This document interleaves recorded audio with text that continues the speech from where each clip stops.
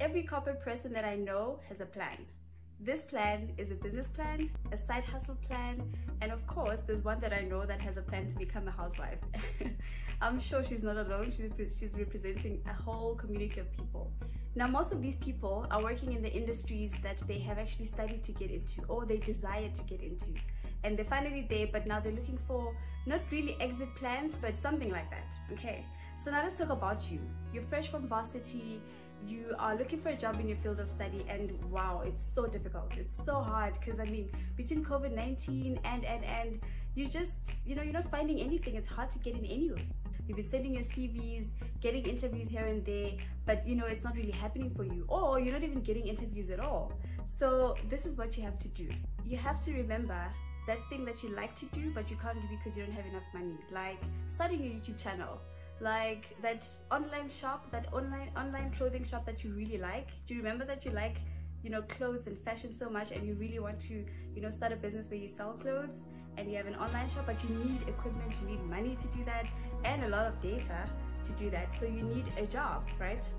So why don't you go for a job that you know you can get, you know, a job like at Mr. Price or whatever, a job that you know that will give you enough money to actually be able to start a business or whatever it is that you want to do, like a YouTube channel or whatever that you actually have in mind. And you know, so at least you can get that started. I'm not saying you should stop applying for the job in your field. I'm saying that because you don't have any control over that once you have sent the application, why don't you focus on other things that you actually do have control over? What's up everyone, my name is Deliwe Silepe. I'm a wife, I'm a mom, and of course I'm a corporate girl. I have videos representing all these aspects of my life, and I will link some of them down below. In this channel we come together to make our lives better. So if you're into that type of stuff, please hit the subscribe button, and of course like and comment at the end of the video. So today's video is really about what to do when you've applied but you haven't gotten a job in the field or in your field of study. So by now we've established that, you know, the solution to that is to get a job in literally any job, anyway, you know what I mean? So as long as it's going to give you money, that's enough to make your dream come true, you know what I mean? So you can put money away, and then, you know, end up buying the stuff that you need to make your thing, the thing that you really like, a reality. So I know that you might be thinking, but Deliwe, it's so difficult. I mean, how do I do that?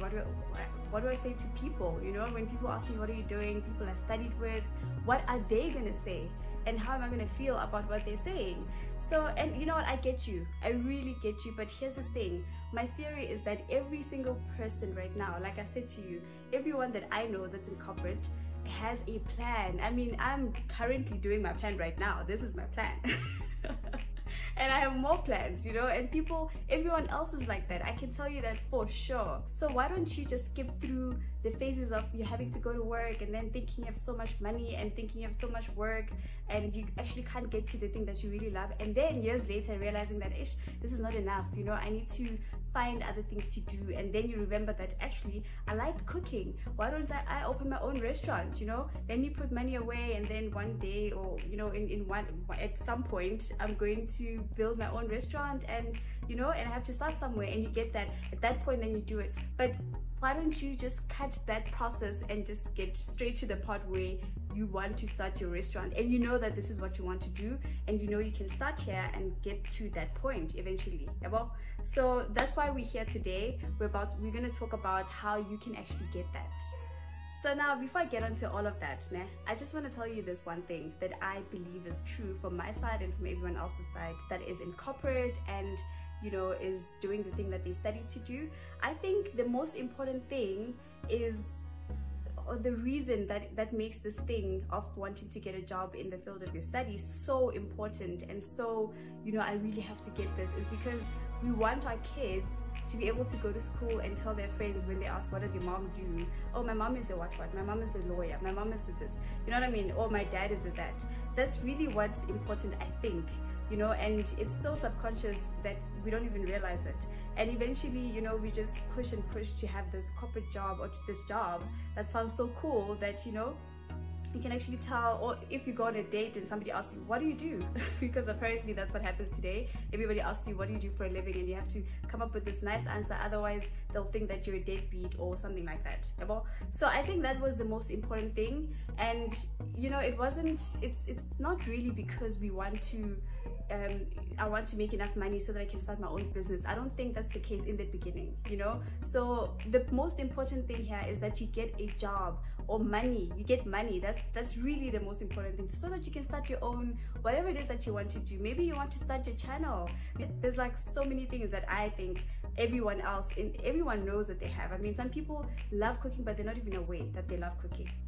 So I mean, they're not, well, they love cooking, but they're not aware that they can make money out of it, or they don't want to make money out of it yet, but eventually they will. Also, please don't mind my baby's in the other room, and I know she's making a lot of noise because she can hear mommy talking in the other room, so it's fine. Just, you know, focus on me, okay? I know she's cute and all, but focus on me. So the steps that you need to take are as follows. Step number 1 is to identify that passion, that thing that you like to do, you know, that you can actually monetize. I feel like these days everything can be monetized. Even if, say, you're into art, you know, you like drawing or whatever, you know, you can actually make money out of that. And not even, I mean, you can start small by starting a page, you know, an Instagram page where you post your art, or you know what I mean? Like, there's just so many things that you can do, and your Instagram grows, and then you can start a YouTube channel. Even if you're into traveling, maybe you like to go on mini holidays and whatnot, you can actually get that job, make enough money, and just start going on those vacations so that you can take pictures and put on your page, so that you can start a YouTube channel, so that you can get sponsors, you know what I mean? But you know, it started of course with the job at Mr. Price or Game or wherever, you know, which is fine, which is absolutely fine. Trust me, it's okay, as long as you're making money and you know that you have a long-term goal, right? That's number 1. Number 2, go look for that job, okay? Just go and actively look for it. And I mean, it shouldn't be too difficult. After all, you're a university graduate. So I mean, I'm hoping it won't be difficult for you, but you know, we all know that after COVID-19, you know, after the pandemic, it's been difficult to get in anyway. So if you can get that job, be grateful for it. Which brings me to number 3. When you do get that job, please do it properly. Just do it well, you know. Don't because you know, there's people that actually feel like, you know, I studied something else, like I shouldn't be here, this is too small for me, man, like this is just, what am I doing here? I'm supposed to be there, I'm supposed to be Kai at Discovery or whatever. And don't think like that. Just think of this job as a blessing, because that's exactly what it is. Somebody else could have gotten it. The money that you'll get from here, I mean, this company is actually going to stick to their end of the deal, so you should also do the same. You know what I mean? Just do your job, do it right. It's very important that you do that. Otherwise, you might even lose that job, which is, I mean, you're back to square one. Yeah, bon. So number 4 is invest in that thing that you want to do. So in other words, just, you know, buy the camera, buy the phone, buy whatever that you need to make your channel happen. Buy the sound, the lighting. I mean, I'm using a YouTube channel because just CJ, because I can. But whatever else that it is that you need, you know what I mean, buy that, and the data that you need, of course, for a YouTube channel and for an online shop or whatever else that you want to do. Buy those things. And then number 5, start your thing. You know, you bought the equipment. It's step 4. Now it's step 5. Start your channel, start your business, and just launch whatever it is that you want to do, and maintain it. So to maintain it, you might, especially in the beginning, you definitely will need that salary. So it's not like after starting it, okay, I have a camera and lighting and whatnot now, I don't need the job. You still need data every single week when you post, or every single month, whenever that you'll be posting. So you know what I mean, you just need to always maintain it. So you do still need that money, so keep that job. Okay, so those are the 5 steps, and the last one is very simple, very simple. Be consistent. So between consistency and discipline, persistence, you will get there. You'll get to where you want to go. And of course, I'm not saying that you should stop applying for those other jobs. Please continue applying for those jobs. Continue to apply at Discovery, at Investec, wherever, you know. And you know, hopefully one day they'll call you. But if they don't, you're not exactly sitting down and just waiting, you know what I mean? You're doing something. And if they do call you, it's great because you already have the salary. Now you have a bigger salary, hopefully. Now you have a bigger salary and you can do more towards your business. So, you know, I think every single person that has a job knows that it's not enough to just go to work and come back. And I'm not talking about money stuff, I'm talking about everything else, even emotionally, because you go to work, sometimes it's not good. I mean, I have lots of content on the way about a 9 to 5, about the, you know, the workplace. It's not as easy as it looks. You know, it looks like you just go to work, sit at your desk, do your job, attend a meeting or two, come back. It really doesn't work like that. It is so much more difficult. There's things, there's people, there's just a whole lot of things. There's clients, things that you have no control over, and they just happen. Sometimes you get home feeling like, wow, I really am not good at this stuff. Like I'm not doing well, I'm useless. Sometimes you hear words. I actually heard somebody call somebody useless at some point, and it was the worst thing ever.